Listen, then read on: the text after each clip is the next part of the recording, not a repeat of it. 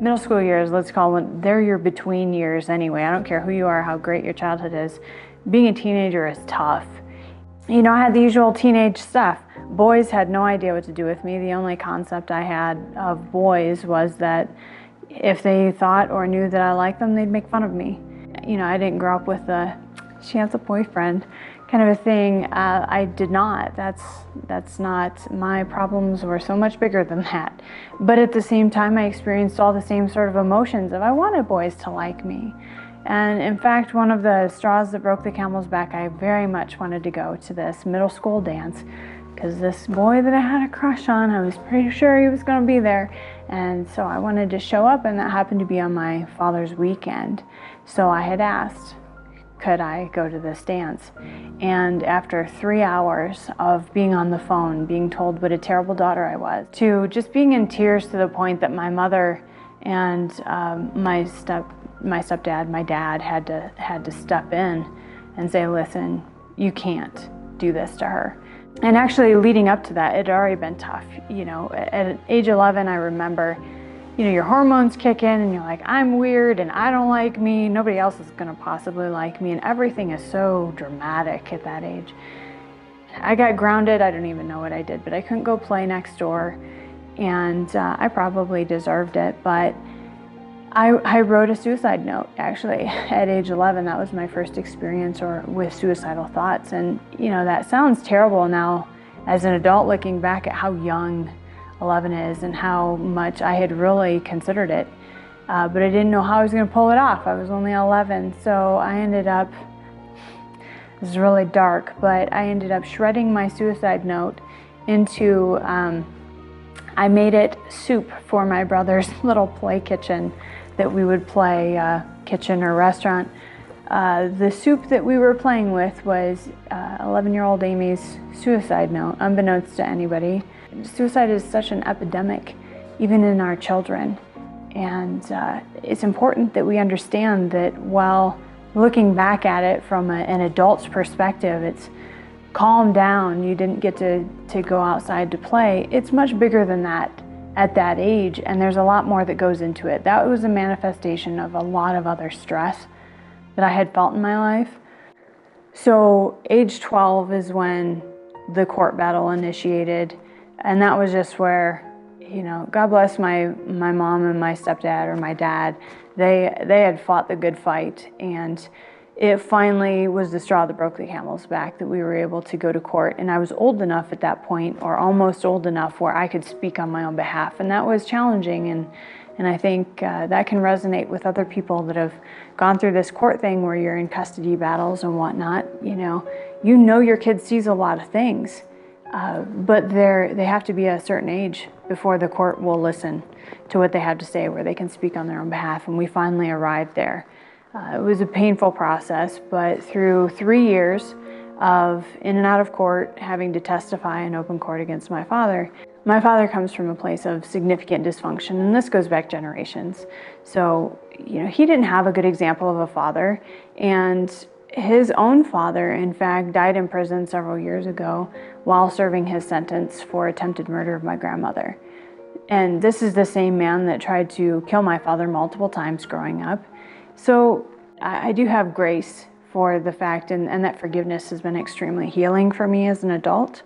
But as a kid, you don't have those tools. And so in the midst of it, when you are having to testify against your own father in open court and be intimidated by a judge, and that's what happened, that's difficult. That's very difficult to reconcile. And so it got to the point where my father was becoming so problematic, and I think the court was just tired of dealing with him. He has been, at least for the duration of my life, the #1 on the watch list in the county that I grew up in.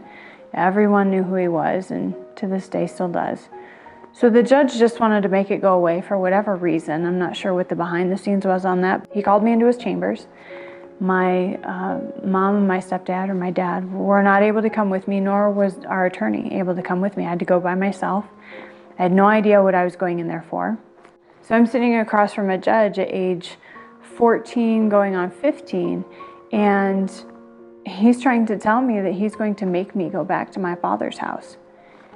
And to me, that was terrifying. I mean, at this point, I've already pissed him off for 3 years. I've already testified against him and made him go to jail as if it were my fault.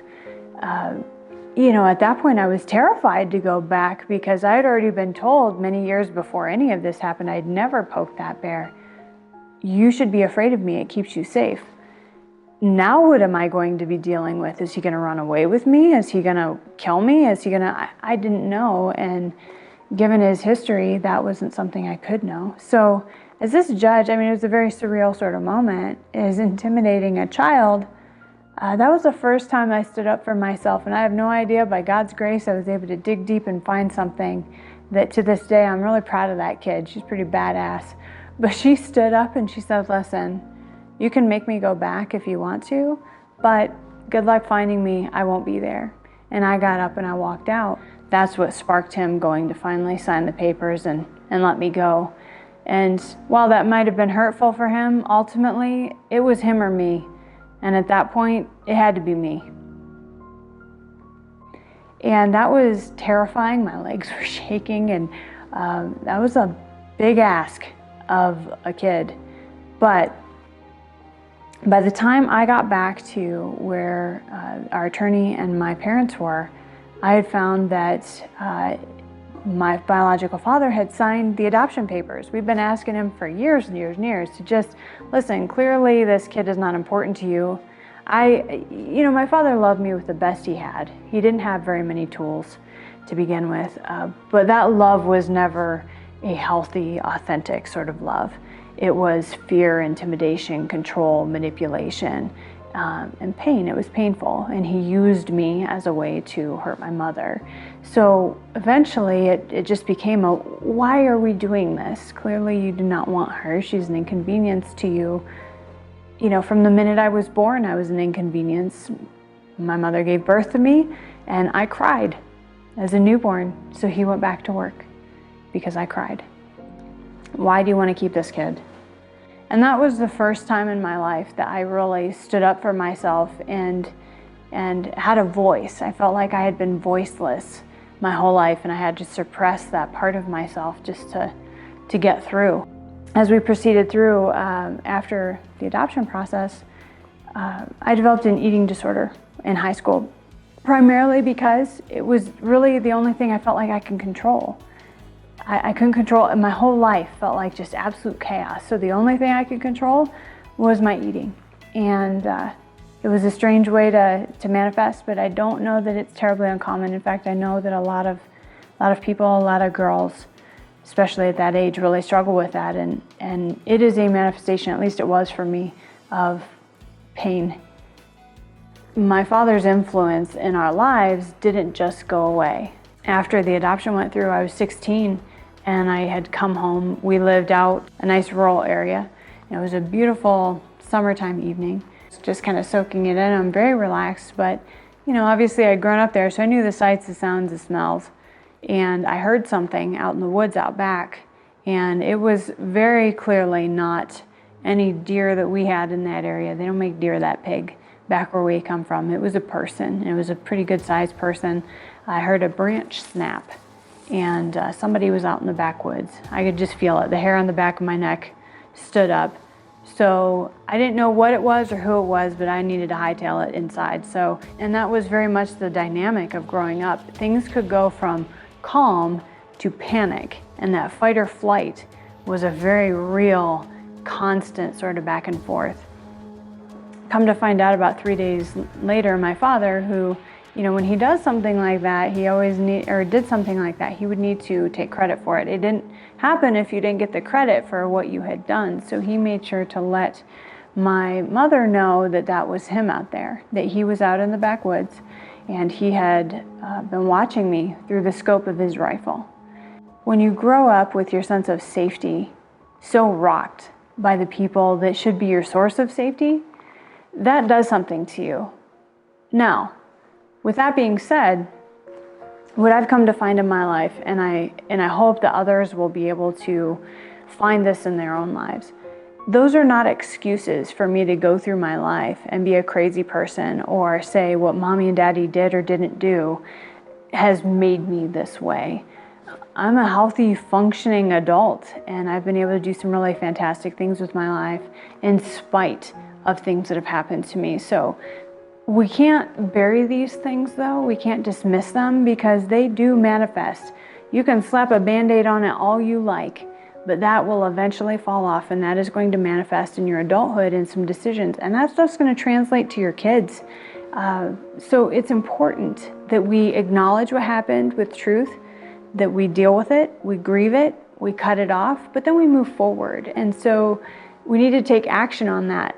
This whole brainchild actually started through my church as I was volunteering for God Behind Bars. You know, as a kid with an incarcerated parent, or a frequently incarcerated parent, I wasn't really sure how that was going to go, and I wasn't really sure why I was drawn to it, but I thought, you know, this is important for me, if for no other reason than to face my past and be able to do the healing work. Again, without excuse, without making it a dramatic part of my story or anything like that, but to just come at it head on, as I have learned to do from that minute that I was in the judge's office and just facing things head on in my life.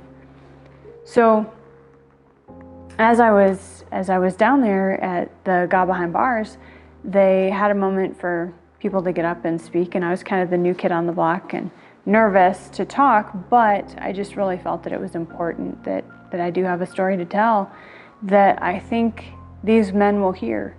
So I had the mic in my hand for less than 3 minutes, and as I'm telling my story about my father, and you know, one of the best things my father ever did for me was get me to church. And I have a praying mother, but my father, that's the best fatherly thing he ever did, because he didn't know how to be an actual father, but he knew to get me there somehow. And you know, what I found was that set the standard for me on what a father should look like. So I was able to, through a relationship with God, see him as a father that would never let me down, and that covered a lot of gap that my father was never going to have the tools to be able to do. And that also helped me to forgive him for a lot of things that he just could not control, or didn't want to control, or had gotten so broken. It helped me to forgive my father for a lot of things. As I was talking to these men, I said, listen, you know, there's no excuse. I, statistically speaking, should probably be in a padded room somewhere if I wasn't incarcerated, and I have never been.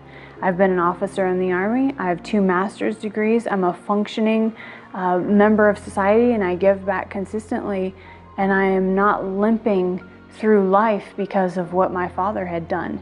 That can break off with me, and my message to them was, work the program, be honest, don't make excuses, and you have an opportunity here to cut this off with you. Your kids do not have to turn out like you. And I think a lot of them, in fact, I know a lot of them, this is a cycle. This is just how it is in our family. That is not how this has to be. But what I found after I was done talking, I had several inmates serving multiple life sentences that had come up to me just in tears. The guard in the back was in tears. I'm like, you need to pull it together. You're supposed to be the tough one here. But that really spoke to me, that in 2.5 minutes, I was able to speak to the heart of men that people would think are impenetrable. For their children to not live a life that they have lived.